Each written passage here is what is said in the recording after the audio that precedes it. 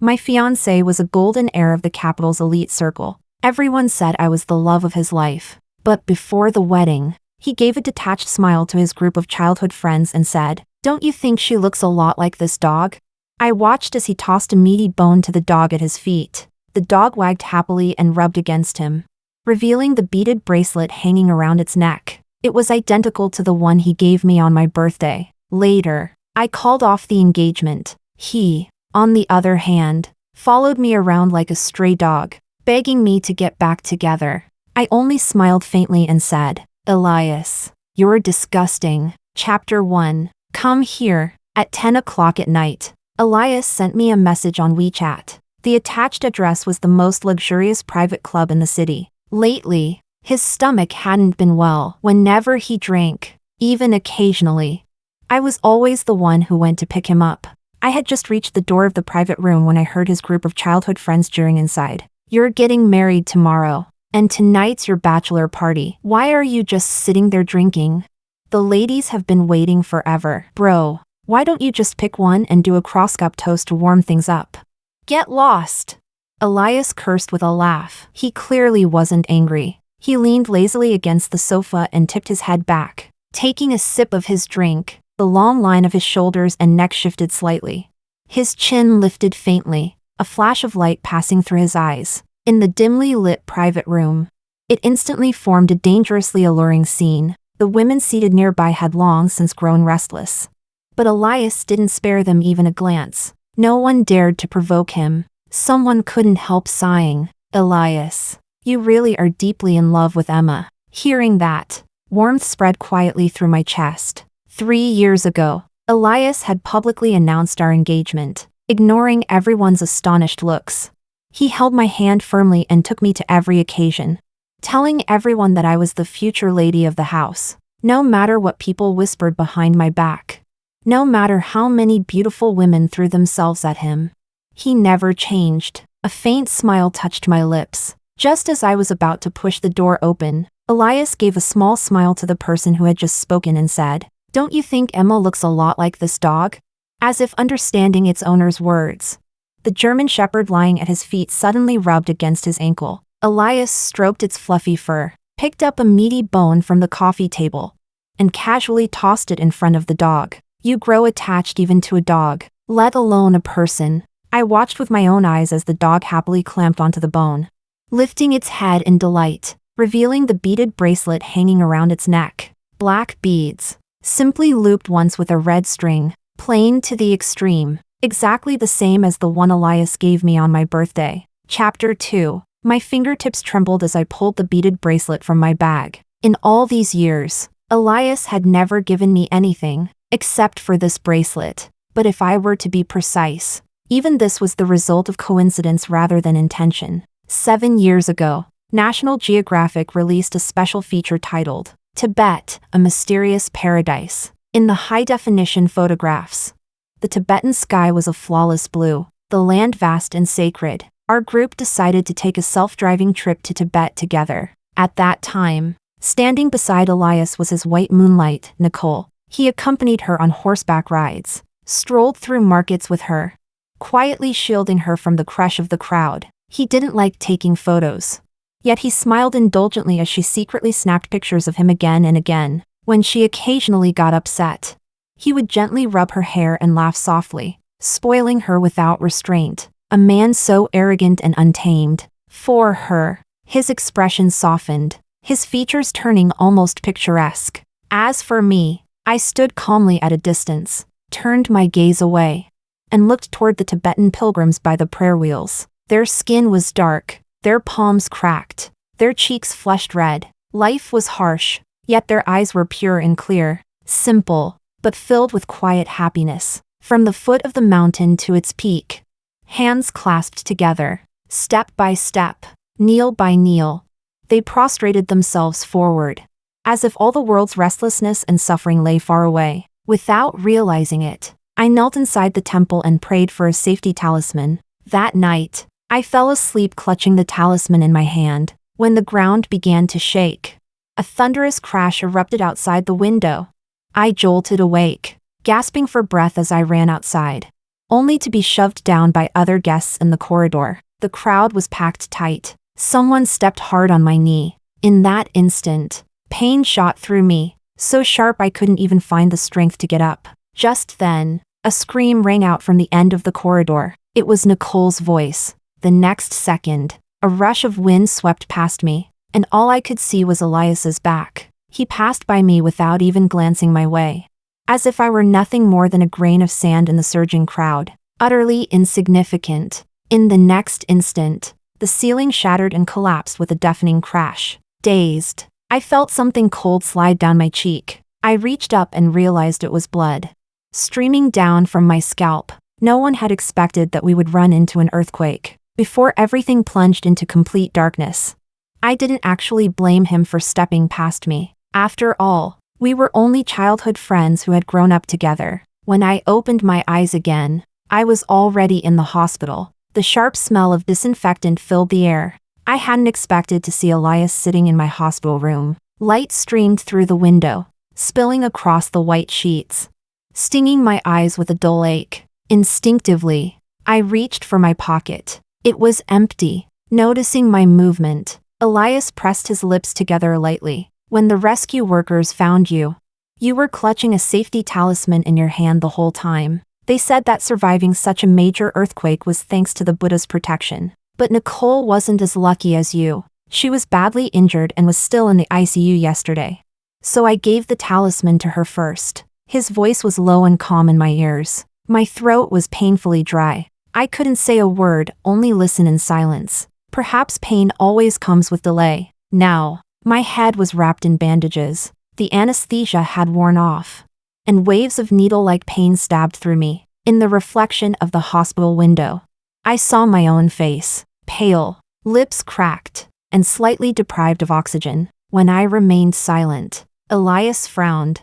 If you want one, I'll have someone go back to the temple and get you another. No need. Only when I spoke did I realize how hoarse my voice had become. Meeting his gaze, I smiled faintly. No wonder he was sitting by my hospital bed. Since childhood, everything I had naturally been given to him. Over time, he had grown accustomed to it. He probably thought the talisman I prayed for had been meant for him in the first place, since it was his. What was wrong with giving it to someone else? In the past, I would have pretended not to care, but this time, I was tired, too tired to smooth things over for him again. The frown between his brows deepened. He left behind a brief "get some rest," and walked out of the room, watching his retreating back. I suddenly had so many things I wanted to say. I wanted to tell him my head had been injured, that my eyes hurt too, and to ask him to help call a nurse, but as I watched his hurried footsteps, all those words dissolved on my lips. He was probably going to take care of Nicole. Sure enough, from that day on, he never appeared again. On the day I was discharged, Nicole looked radiant and full of energy. My gaze paused for 2 seconds on the safety talisman she deliberately carried with her. Before I looked away, Elias looked at me for a while, perhaps feeling a trace of guilt. On the day we left Tibet, he gave me a beaded bracelet in return. Just picked it up casually. Think of it as a souvenir. The bracelet was simple, black seed-like beads strung with red thread, tied in a dead knot at the back. Something you could find anywhere. 10 yuan a piece at roadside stalls near tourist attractions. Most likely wholesale goods from Yiwu. But I treasured it, because that day was my birthday. It was the first gift he had ever given me. In all these years, I thought that maybe there was no love between us.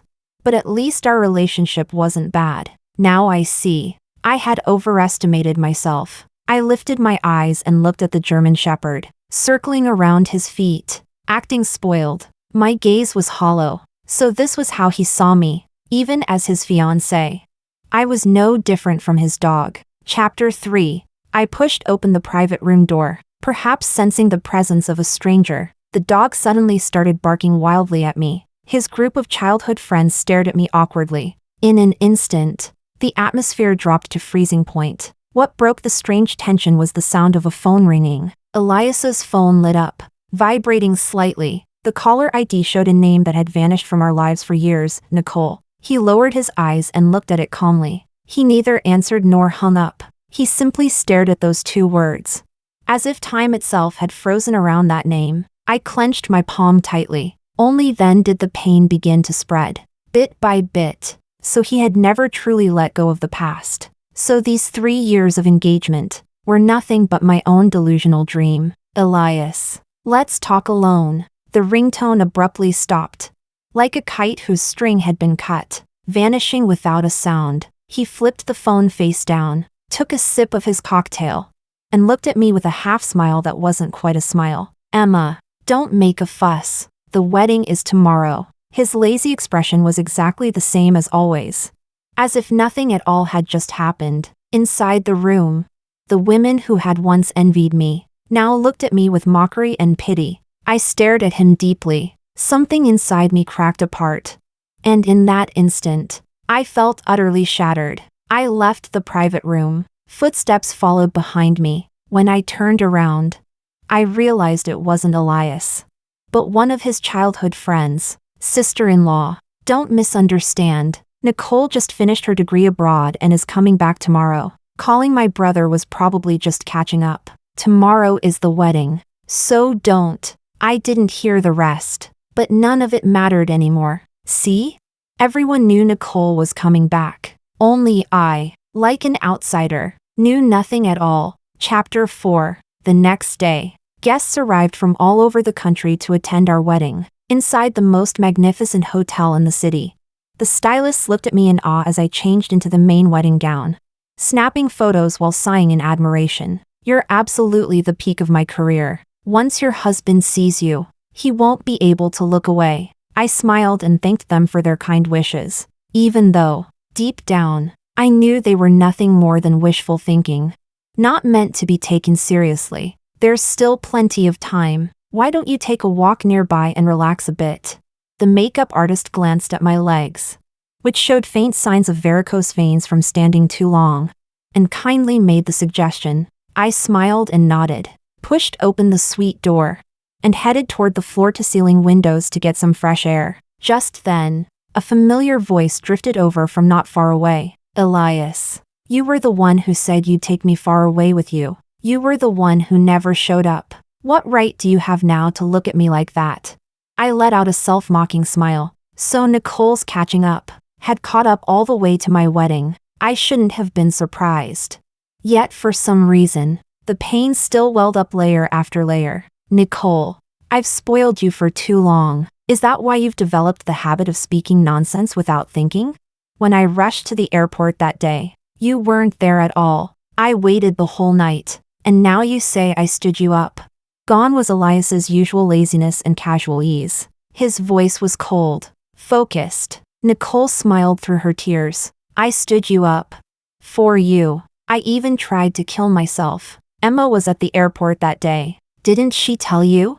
She stretched out her hand, revealing the brown scar on her wrist. In an instant, Elias's expression changed completely. All his cold detachment vanished. He grabbed her wrist in disbelief, carefully lifting it in front of him, as if afraid the person before him might shatter at the slightest touch. Shock, heartache, they crept into his eyes one by one. Then came anger and disgust, flooding his entire being. I knew very well. The former was all for Nicole, the latter entirely directed at me. Sure enough, he turned with Nicole in tow. The moment he saw me, the hatred in his eyes could no longer be contained. His gaze, utterly devoid of warmth, locked onto me. Emma, what did you tell me back then? You said she got caught in the rain and was taken home by her family from the airport. How dare you lie to me? I stared numbly at the crimson fury in his eyes, opened my mouth, and only then realized my mouth was filled with the taste of blood. Chapter 5. What are all of you standing around here for? A stern voice suddenly sounded from behind. I turned around and realized that Elias's father had appeared behind me at some point, unnoticed. At the sight of him, Elias's jaw tightened instantly. Nicole instinctively hid behind him. Elias's father, however, smiled. Miss Nicole, your parents are already seated in the guest area. Shall I have someone escort you over? Nicole's face turned pale in an instant. After a long pause, she bit her lip, shakily released her grip on Elias's sleeve, and slowly shook her head. No need, uncle, I'll go over by myself. Elias's father nodded. Only after her figure disappeared into the hall did he turn around. This time, he fixed Elias with a cold, piercing gaze. 3 years ago, before you got engaged to Emma, I asked you whether you had thought it through. You said you had, and that you would never regret it. So what exactly do you think you're doing now? You need to understand your position. All these guests traveled from far away. They didn't come to watch you entangle yourself with your ex-girlfriend. So what? Elias shot back. You're that satisfied with Emma that you can just brush aside the fact that she lied to me back then? Elias pulled a cigarette from his pocket and lit it. Through the swirling smoke, he looked at me with open mockery. I know she's capable. She can make money for the company. But as long as you have money in this world, what kind of professional manager can't you hire? You. Elias's father clearly hadn't expected him to say something like that right in front of me. His expression darkened instantly. Elias curled his lips in a sneer, turned his head, and gave me a cold, indifferent glance. Then he raised his brow and smiled. Let's go in. Just 3 simple words, clearly signaling it was time to enter the wedding hall. Yet for some reason, meeting his gaze like that, all I felt was cold. Chapter 6. The custom-made red carpet, ordered from abroad, stretched all the way from the entrance of the hall to the stage. 24 crystal chandeliers refracted the light into dazzling, luxurious hues. The vast venue glittered brilliantly, blinding in its splendor. Elias stood beside the officiant in a tailored suit, tall and refined, quietly waiting for me to walk the long red carpet toward him. His expression was calm and composed, like a man patiently awaiting the bride he had long anticipated. Yet what he was truly thinking,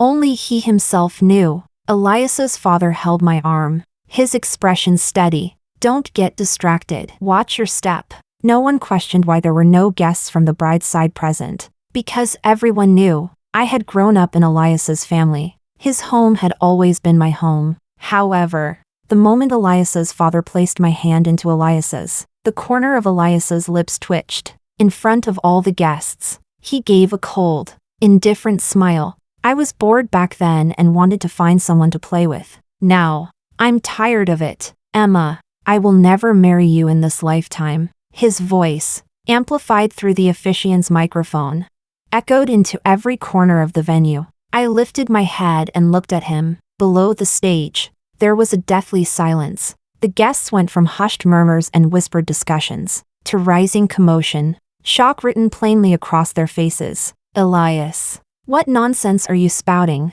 Elias's father shouted sternly, unable to conceal his fury. But Elias merely waved his hand in mockery. Amid the glittering crowd, he leaned down and smiled at me lightly. You thought that by lying to me, you could replace Nicole? Emma, where do you get the nerve? How do you think you're worthy of being compared to her? All these years, have you really not even learned the meaning of knowing your place? With every word he spoke, my face grew a shade paler. At that moment, I felt as though I had returned once again to that hotel in Tibet. The world around me was noisy and chaotic. Yet he alone turned away coldly, walking in the opposite direction without the slightest hesitation. The last faint glimmer of light in my heart went out. For the first time, I felt an unprecedented sense of release. I didn't. Facing his accusations, I pulled my right hand free, but he didn't believe me. His eyes were icy as they scrutinized every trace of expression on my face. Everything that's happening today is what you deserve. Does it feel good? Vile and playful, mocking and contemptuous. I thought of all these years, how I had stood behind him, cleaning up mess after mess. Every night I worked overtime in the office. One message from him, and I would drive to the club to pick him up when he didn't want to socialize. I took the initiative to negotiate with business rivals, handling relationships and smoothing things over when he couldn't be bothered to inspect the global branches himself. I flew alone from place to place, organizing and compiling reports step by step. But this time, never again. I smiled at him, my expression cold and calm. Elias, actually, I'm tired of it too. Tearing off my veil. This time, I disappeared completely. one step ahead of him. Chapter 7. After leaving the hotel, I drove to Xingyue River. This river clearly divides the city into its new and old halves. On this side of the river, lights glittered like stars, dazzling and vibrant. On the other side, darkness reigned, quiet, ancient, and steeped in time, just like my life. At 6 years old, I was abandoned by my parents. Most of my memories were of struggling to survive in an orphanage. Before the age of 14, I had never eaten a single full meal. The older orphans taught me silence with their fists. An empty lunchbox taught me what reality really meant. It wasn't until I was adopted by Elias's family that my life reached its turning point. Back then, I didn't understand the depth of their power. I only knew they were very rich. Their villas stretched from front to back, connected together. So vast they were almost like a private estate. As the only biological son of the family, Elias had stood at the very top of the pyramid since birth. His family selected exceptionally intelligent children from around the world, adopted and trained them to become future assets to the company. When I entered the family, Elias's father had already adopted 3 sons. I was the 4th, and the only adopted daughter. From that day on, I studied every day alongside Elias and my 3 so-called brothers. The first time I truly noticed Elias was during our very first German class. He sat by the window, sunlight falling over him. His dark pupils seemed veiled in light. Long, thick lashes lowering briefly as his gaze fell on me, then lifting again, indifferent. In that instant, an image flashed through my mind, a jet-black falcon perched high above. Mysterious and dangerous. That was the first time I realized there could be boys this handsome in the world. I took the seat behind Elias, pretending to study the textbook seriously, while cautiously stealing glances in his direction, afraid to be too obvious. I kept my eyelids lowered, so all I could see was his long, elegant right hand. His knuckles were sharply defined, and at the tip of his little finger, there was even a small red mole. The German teacher began explaining grammar and common expressions. By the time I came back to my senses, nearly a quarter of the textbook had already been covered. Panic surged through me. The learning ability I had always been proud of felt like a complete joke in that moment. So this was the difference: elite education versus exam-oriented education. Worlds apart. So much so that I didn't even notice when the teacher left. Not until that long, graceful hand lightly tapped on my desk. The small red mole swayed before my eyes, sending my heartbeat spiraling out of control. I almost instantly looked up. The next second, Elias's flawless face came into view. He was only 16, still a teenager. Yet his gaze was deep. His lips curved into a faint, meaningful smile. As he looked down at me, daydreaming in the very first class, he said, "Emma, you don't actually think all 4 of you will still be here in the end, do you?" Chapter 8. That single sentence of his cast a layer of ice over my heart. I lifted my head and looked at the other 3 so-called brothers, only then realizing, in this family, even those of the direct bloodline and collateral branches were allowed to compete fairly, let alone adopted sons and daughters like us. Anyone who failed to prove their value would be discarded like useless waste. Sure enough, after hearing Elias's words, the looks the 3 adopted sons gave me gradually shifted, from scrutiny to cold hostility. I didn't understand how I had offended Elias, or why he felt the need to give me a warning on my very first day. But in the classes that followed, I clearly saw the gap between myself and them. When it came to subjects that tested memory, history, and literature, I could remember things at a glance. But German, law, finance, I had no foundation at all. Not to mention the various physical training courses. I had to admit that people were not born equal. Elias truly was heaven's favored child, even though those 3 brothers were exceptionally gifted. 1 in 10,000. He was never inferior to them. It was as if he were born with an innate ability. No matter what problem lay before him, he could resolve it effortlessly. As for me, the frequency of my nightmares grew higher and higher. Every time I woke at the same moment, being thrown out the front door. So night after night, I lay awake, staring into dawn, in order to stay I began to push myself to the absolute limit. In the study room, on the desk, there were always endless stacks of documents and books waiting for me. That bone-deep exhaustion accompanied me through spring, summer, autumn, and winter, year after year, and yet, every single time, as long as I turned my head and met Elias's calm, unreadable gaze, I would suddenly feel strength surge through my entire body. That was my first awakening of love, and the purest, most fervent chapter of my youth. I stood quietly in a corner, watching him bask in endless glory, mocking myself for my one-sided crush, until the year I turned 18, when we boarded a helicopter for the first time. To learn high-altitude skydiving, the foreign instructor's gaze lingered on me, refusing to move away for a long time. That look, greedy, covetous, almost shameless, it was exactly the same look I remembered from childhood. The way idle men in the village would stare at my mother after the autumn harvest. Back then, my father not only failed to stop them, he rubbed his fingers together and shrugged suggestively. As long as it's 3 bills. I'll go play cards tonight and won't come home. The despair and madness in my mother's eyes had been carved into my memory, impossible to erase. Instinctively, I tried to avoid the instructor and retreat toward a corner of the cabin, but Elias leaned casually against the cabin door, half smiling as he looked at the blonde, blue-eyed instructor. Like what you see.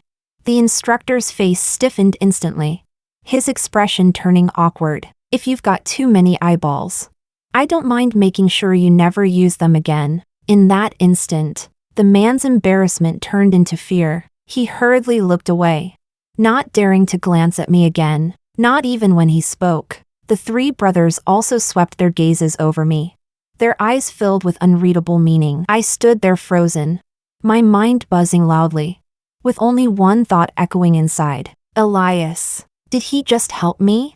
Chapter 9. Elias didn't bother with the instructor's reaction, or mine. He reached out and pulled open the cabin door directly. With a thunderous boom, the door flew open. Violent wind swept up his hair, messy yet irresistibly striking. In that instant, golden sunlight poured in through the clouds, coating his entire body in a warm glow. My gaze lingered for a brief moment before I lowered my eyes, not wanting to be noticed. But the very next second, he stepped up beside me, one hand gripping my parachute gear tightly. Nervous?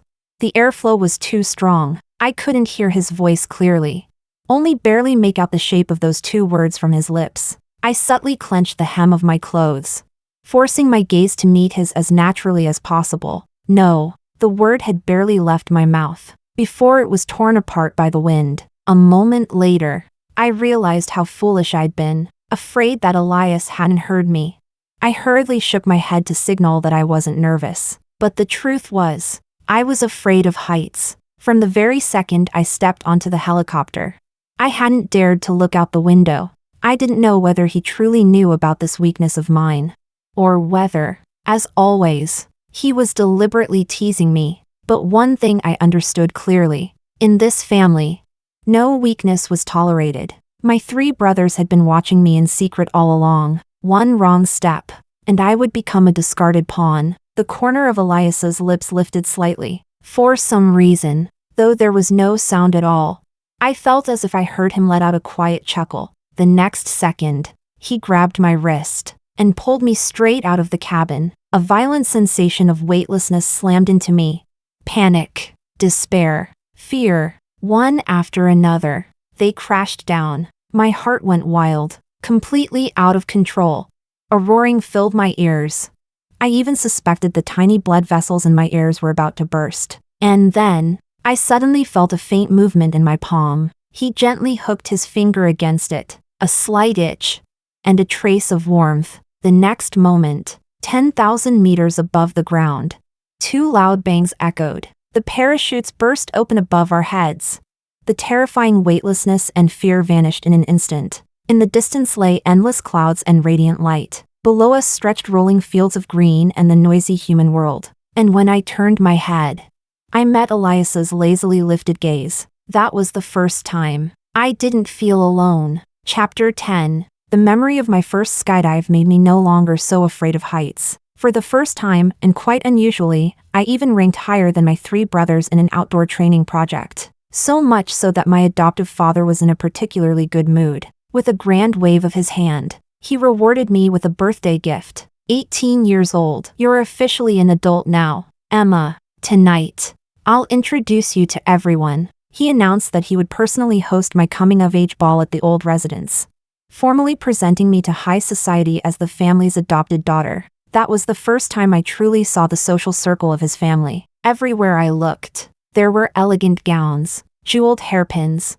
and glittering luxury. Emma, when your other 2 brothers and I turned 18, we didn't get anything like this. With a smile full of layered meaning at the corner of his lips, my 3rd brother, Noah, handed me a glass of champagne himself. I accepted it politely, my palm trembling slightly. And yet, at moments like this, I felt even more keenly the unbridgeable gap between myself and this family. The cost of a single night here was equivalent to generations of hard work for an ordinary family. And the cake I used to stare at longingly through the window of a bakery as a child, here, it wouldn't even make it onto the table. I knew that everyone who smiled and greeted me wasn't doing so because of me, but because of the Elias family. It's rare that everyone is here today. Under the shifting lights, Noah glanced calmly at my adoptive father chatting with distinguished guests from elite families not far away. Then he gestured forward. Emma, what do you think of Nicole? My 3rd brother's roguish laughter brushed past my ear. I followed the direction of his finger with my gaze. Sure enough, I saw Elias, and standing beside him, smiling at him, Nicole. Her skin was fair as snow, her eyes shimmering with light. She stood there quietly, beautiful in a way that felt unreal, almost otherworldly. Elias, meanwhile, was rarely dressed in a black formal suit that night. The tailored cut emphasized his tall, straight frame, his gaze lazy, light flickering in his eyes, ambiguous, unreadable. Standing together, the 2 of them seemed to exist in a world of their own, instantly separating themselves from everyone else at the party. I lowered my eyes, watching the ripples in my champagne glass.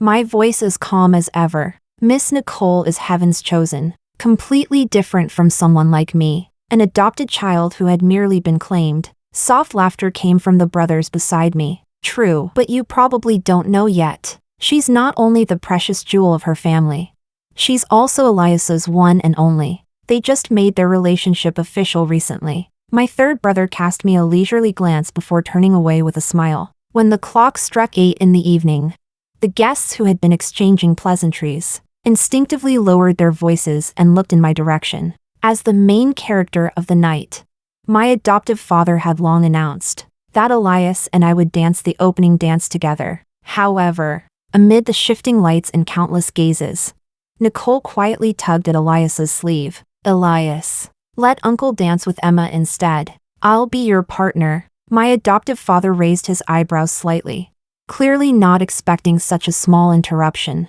and calmly looked toward Elias, waiting for his response. My heartbeat gradually slowed. I remembered the soft laugh I'd heard beside my ear during the skydive, and my fingers unconsciously tightened. Elias swept his gaze around the room, his lips lifting leisurely. His eyes met mine in midair, before his gaze shifted and settled on Nicole's face. All right. 2 low, elegant words spread instantly through the hall. Pain shot through my palm, and my eyes fell into bleak emptiness. That was the first time I ever saw Nicole. Chapter 11. After returning home from the riverbank, I slept straight through the night until morning. Early the next day, news of the golden heir calling off his wedding on the spot had already spread across the entire internet. So this is what the elite look like, truly seen it all in this lifetime. Dumping the bride on the wedding day and rekindling things with an old flame. I'm getting secondhand social death just watching this. It was obviously that bride who was disgusting, making the heiress and Elias miss each other all these years. A liar got exactly what she deserved, serves her right for being dumped. As public opinion fermented, it spread wider and wider. Some people even speculated that perhaps my biological mother had some unspeakable relationship with Elias's father, which was why Elias's father had always treated me with special care. The guests who attended the wedding that night, the senior elders, mindful of family reputation, all chose to remain silent and offered no public comments. The younger generation, however, was far less calm, especially after Nicole publicly described how I had supposedly ruined her and Elias's chance all those years ago. Messages flooded into my inbox, one after another, filled with filthy insults too ugly to read. One of Elias's childhood friends even called me, "Emma, what's the point of hiding and refusing to show your face?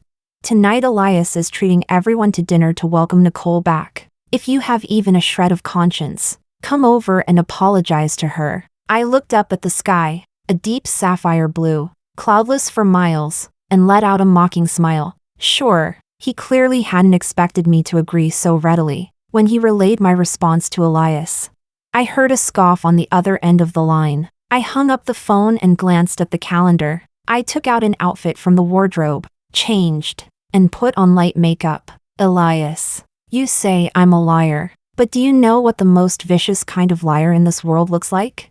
Chapter 12. At 7 in the evening, everyone was already seated in the private room. Nicole sat in the very center, chatting and reminiscing with everyone. Elias sat to her left and handed her a glass of watermelon juice. She lowered her head and took a sip, her eyes curving as she smiled, sweet and delicate, surrounded like the brightest star in the sky. The way the two of them sat there looked no different from how they had appeared at my coming-of-age banquet years ago. The moment I stepped inside, everyone unconsciously wiped the smiles from their faces. Nicole looked in my direction after a long pause. She lifted her slender, delicate chin slightly. "Emma, what happened back then is already in the past. I know you had a hard life growing up, so you're always unconsciously trying to take what belongs to others. I won't hold it against you. Raise a glass and toast me, and I'll accept your apology. We'll see each other around in the future. No need to make things awkward. See?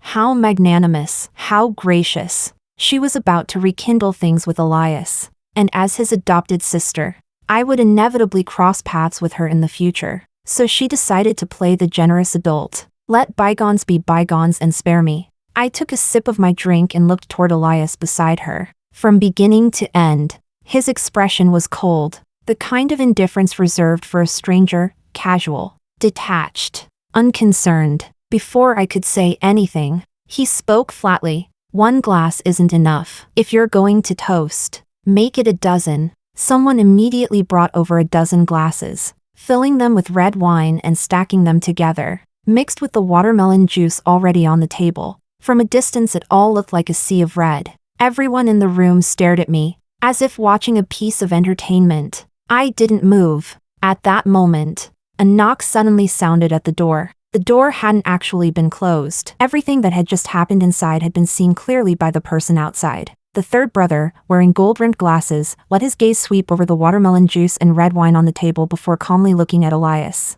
"You're making her toast Nicole with red wine?" His tone was flat, simply stating a fact. Yet something about it felt off. The entire room fell silent, including Nicole. For years, the family's public heir had been Elias, but everyone knew that the third adopted son, Noah, was the truly ruthless one. Compared to Elias, who had once sunk into decadence over Nicole, Noah was always composed, sharp in vision and method, sometimes even frightening. Back then, if I hadn't firmly stood by Elias's side and helped him handle everything, with Noah's ability, his power within the company would be far greater today. Most of the people sitting here came from families with background and influence. No one was foolish enough to deliberately offend Noah. Of course, there was one exception. "Is there a problem?" Elias looked at me and gave a cold smile. "It's just red wine. It won't kill her." Why the hesitation?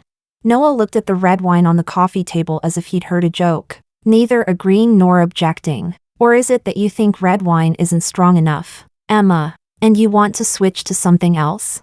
Elias stood up, picked up a bottle of meaty, filled an entire teacup to the brim, and walked over to me. "If you don't want red wine, then drink this instead. I remember your tolerance has always been good. You never got drunk back when you handled business dinners." I looked at the cup of clear liquor in front of me. The surface was perfectly still, not even a ripple. His hand was truly steady. "You drink it yourself," I said calmly. "What?" Elias froze. The next second, a hand cut in and seized his wrist. Noah's mocking laughter echoed through the room. Her eyes were injured. Didn't you know?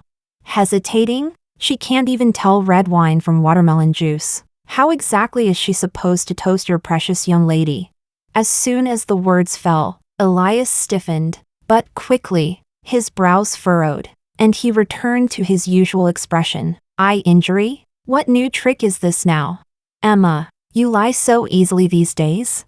This time, before Noah could speak again, I took the cup from Elias's hand. Then, without hesitation, I poured it straight over his face. He stared at me in disbelief, forgetting what he had been about to say. Under everyone's stunned gazes, I said calmly, retinal damage, optic nerve atrophy, color perception disorder, acquired color blindness. Elias, I haven't been able to see colors for a very long time. He had never noticed, not even after 3 years of engagement. In that moment, I finally saw panic and confusion flash through Elias's eyes. But so what? None of it had anything to do with me anymore. I can't tell watermelon juice from red wine, and I can't see blood either. Blood is red, but my world has only black and white. I turned my gaze to Nicole. Her panicked expression, in everyone's eyes, looked pale and ridiculous. I never lied. 4 years ago, when you were supposed to go abroad together, it was raining that day. When I arrived at the airport, all I saw was Nicole completely soaked, her clothes sticking to her wrist. Nicole immediately forced a smile. So that's what it was. Just a misunderstanding. The word misunderstanding. I had heard it too many times. Far too many. I shook my head and continued. But I think Nicole's wrist cutting back then wasn't very deep. Otherwise, just from the smell of blood alone, I would have known what happened. A shallow scar, so faint it hadn't even formed raised tissue. Only Elias, who held her as the treasure of his heart, would lose all reason and go completely mad. When did something happen to your eyes? Why didn't I know anything about it? His long fingers trembled slightly. I heard Elias's voice, filled with pain and confusion. Pain? How ridiculous. At this point, why pretend to care? Beside us, Noah smiled with amusement. You forgot? It was that year in Tibet. That trip to Tibet had started simply because Nicole had seen an issue of National Geographic and insisted Elias go on a road trip with her. Our adoptive father had been worried about altitude sickness. So, under the excuse of traveling, he had all 4 of us, adopted sons and daughter, go together. After the earthquake, when Elias saw me open my eyes on the hospital bed, he never once asked the doctor whether I had any lasting after effects. I suddenly remembered a monk at the temple where I had prayed for a safety talisman. He had sighed and shaken his head at me. He said that people who lack love will unconsciously seek validation from others. I knew that. That's why, all these years, when he said he wanted to be with me forever, I believed him. But now, I regret it. I never want to see him again. Even one more glance makes me sick. Chapter 13. You're the one who never said anything. How were we supposed to know? Nicole met the subtle looks around the room, her voice suddenly rising, agitation breaking through the elegance she had maintained earlier. That day, my family went to the airport with me, took me away, and later forced me to go abroad. I calmly cut her off before she could continue. Miss Nicole, did you slash your wrist so hard it damaged your brain? Back then, your family turned against Elias's family over that piece of land in the Eastern District and made a fortune from it. You knew it in advance, and you had already secured a U.S. green card long ago. The bodyguards who came after you didn't even dare touch you, and you're telling us you were forced to leave the country? Because of Nicole's family's betrayal, Elias's family had lost hundreds of billions. Our adoptive father was furious. He told Elias to cut off all contact with Nicole. But Elias had always been rebellious. He already resented the fact that our adoptive father had taken in so many adopted sons and daughters. So he simply decided to leave with Nicole. The destination he chose was Greece, not the United States. That day, it was pouring rain. Elias was confined at home by our adoptive father and couldn't go to the airport. He told me to go to the airport no matter what and ask Nicole to wait for him. But when I arrived, all I saw was Nicole scanning the surroundings. When the bodyguards rushed over, she lightly cut her wrist in a threatening gesture. The bodyguards didn't dare get close. She probably only meant to put on a show to scare them. She hadn't expected to actually cut herself. Panicked. Before I could even run over, she was already crying and demanding the bodyguards rush her to the hospital. As she got into the car, she saw me. Her expression was like someone seeing a ghost in broad daylight. She immediately averted her gaze in guilt. Then she rolled her eyes back and pretended to faint. Yet years later, after returning, all of this had turned into a completely different story in her mouth. Beside us, Noah let out a soft laugh. He had always been sharp-minded and deeply calculating, his words striking straight at the heart. If I remember correctly, Miss Nicole, you got married in the US 4 years ago, didn't you? And now that the other party has gone bankrupt, you rushed back to rekindle things with Elias? Like a thunderbolt from the sky, the words stunned everyone at the table. Nicole shook her head in panic, then tightly grabbed Elias's sleeve. No, Elias. That's not how it was. It's not what he said. Elias's eyes quietly shifted to me, as if the entire revelation had left him utterly unprepared. In truth, given his family's status and connections, uncovering the truth would have been easy, but he had never been willing, never willing to have anyone investigate Nicole, as if doing so would mean distrusting her. The woman he loved was pure and flawless. Even after a breakup, she shouldn't be tainted. All those years, even when he was engaged to me, he believed it was only Nicole's parents who stopped her from returning. So whatever she said, whatever accusations she threw at me, he believed every word without investigating. In the end, he had merely grown accustomed to me quietly doing good for him, and accustomed to me always standing by his side. Chapter 14. With everything laid bare and the so-called misunderstanding resolved, it was time for me to leave. I turned around and walked out of the private room. This time, Elias ignored Nicole's shrill sobbing and chased after me, gripping my hand tightly. Emma, I was wrong. The wedding from before doesn't count. Let's go back to how we were, okay? Calmly, I pried his fingers open one by one and looked at him indifferently. Elias, you're disgusting. When I gave you chances, you refused to take them. Your heart was always set on someone else. A heart that couldn't be warmed in 3 years. Eyes that always looked down at me from above. They were never warm to begin with. Now that I'm leaving, you regret it. It was my fault. I won't trust anyone else anymore. Emma, from now on, I'll only look at you. He grabbed my wrist again. I shoved him away hard with both hands. In his painful, desperate gaze, I smiled faintly. Elias, I don't want you anymore. Once the light in my heart went out, it would never light up again. Elias, right now, I just want you to get lost. The farther away, the better. He shook his head. In those eyes that had always been so certain, there was now only chaos. At the end of the corridor, I saw Noah's amused gaze. I walked straight past him, without the slightest hesitation, and left. I knew that rather than helping me today, Noah had come specifically to stir things up. After all, for all these years, it had been me who fought for shareholder support for Elias inside the company. Someone born with a silver spoon in his mouth. How could he ever be willing to lower himself and fight for power?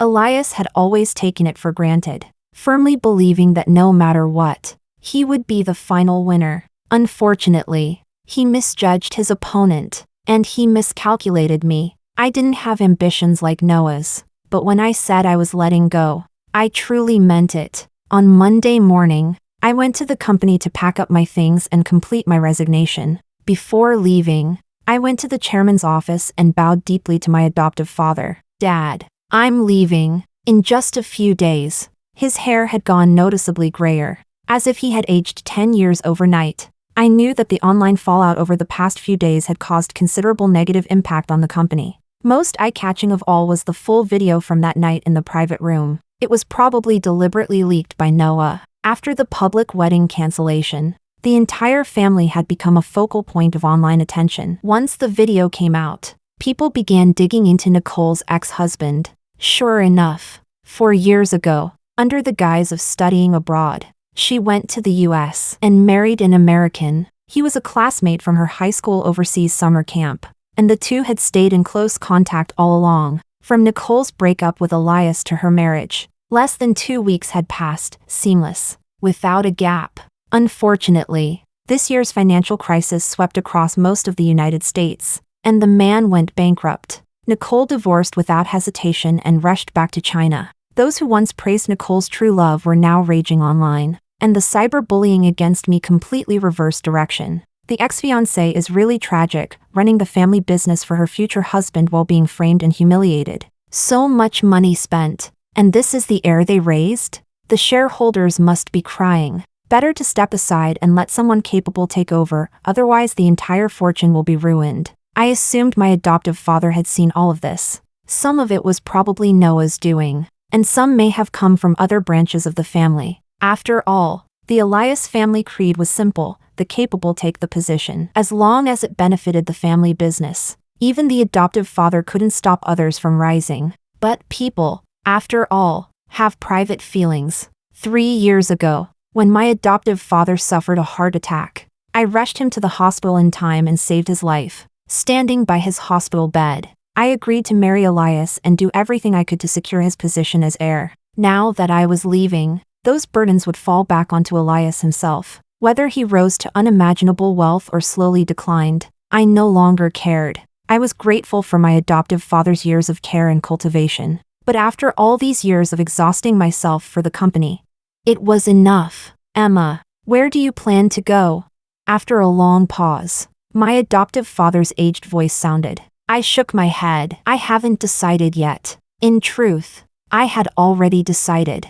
I just didn't want to have any further ties with this family. Chapter 15. When I left the city, Nicole called me. She cried hysterically, begging me to help explain things for her online. Not only had people on the internet dug up her ex-husband, they had started cyberbullying her as well. Some even went to her company's entrance to throw buckets of filth. Her family had already been suppressed for years by my adoptive father because they had stabbed the Elias family in the back then. This incident became the final straw that broke the camel's back. Many business partners terminated their cooperation one after another, and the company's market value evaporated by tens of billions overnight. Now she couldn't even step outside without being chased and cursed at. She was nothing like the pristine, untouchable heiress she once was. I didn't listen to her crying till the end. I hung up directly, blocked her, deleted my account, one clean sweep. Some people are truly strange. When the entire internet was surrounding me, calling me shameless, she looked completely justified and indifferent. But when it happened to her, she couldn't accept it at all. Someone like that really was a perfect match for Elias. A month later, I opened a bookstore in Hua City, up north. Right next to the bookstore was a university district. I realized that I had started to like the atmosphere there more and more. Groups of college students walking together, chattering non-stop, full of vitality and youth. On their faces, there were no schemes or hidden knives behind smiles, only carefree joy and bright spirits. Watching their pure, radiant expressions day after day, I seemed to become happier as well. The campus access wasn't strictly controlled. Whenever I had time, I would stroll around inside, have breakfast in the cafeteria, drink a cup of soy milk, breathe in fresh air under the morning light, watch some students sprint toward classrooms just before the final bell rang, watch birds spread their wings and fly freely. I realized that all these little details in life were beautiful. Recently, a new Sichuan restaurant opened near the campus gate. The dishes were diverse and the flavors excellent. Unfortunately, it was always packed, often requiring a long wait. One Friday, I finally managed to get an empty table and ordered my favorite dishes. A man with refined features stopped beside me, hesitated for a moment, and asked if he could share the table. I looked up into his eyes, calm, clear, like a mountain lake reflecting my face. Please, have a seat. I moved my things aside and invited him to sit. My name is Ethan. I'm a teacher at the university across the street. He extended his hand and introduced himself politely. Long fingers, clear eyes, a gentle, courteous man. I smiled and reached out as well. I'm Emma. I run a bookstore here. Feel free to drop by anytime. Just like that, we hit it off instantly. Later, I discovered that our tastes were very similar. We both liked shredded pork in garlic sauce, boiled beef, and spicy poached fish. He often took me to other small eateries near the campus. Sometimes, I would brew a pot of coffee, and we would sit together in the bookstore, basking in the sunlight. spending leisurely afternoons. Later on, I often noticed students secretly taking photos of us. Our pictures were posted on the campus forum. The comments were filled with crying emojis from female students shouting, "Heartbroken." Sure enough, everyone was kind of adorable. Half a year later, while I was out buying drinks, I happened to see someone standing across the street. A sharp, tailored bespoke suit. Just like before. Only now, he looked exhausted. His face full of weariness. "Emma." He called my name. His voice hoarse, as if each word took all the strength he had left. "Can you give me one more chance?" He looked up at me, staring fixedly, as if the whole world contained only me. Those deep, quiet eyes were now bloodshot, like a stray dog that had lost its way. I knew that during this time, he had been fighting fiercely with Noah. The internet was full of news about the company, but none of that had anything to do with me anymore. Whether it was him or that family, I had already left them in the past. I walked past Elias without hesitation. Back in the bookstore, Ethan was helping students check out. He casually wrapped an arm around my waist and looked toward the other side of the street. "Who was that? He looked like he'd been waiting for you a long time." I chuckled softly and handed him the sour plum juice I had bought. An acquaintance from many years ago. We probably never truly connected, so we lost contact. Ethan smiled slowly, then lowered his head and gently kissed my eyes. "What do you feel like eating tomorrow?" "I'll go buy groceries." I lowered my head and thought for a moment. This month, I had actually gained another 2 pounds. Ethan was really good at cooking, even better than the chef at that Sichuan restaurant we used to go to. Why did he join the crowd back then and ask to share a table with me? But none of that mattered anymore. Now, every day, whenever I turn around, his warm gaze is always there with me. That is enough. I am happy now.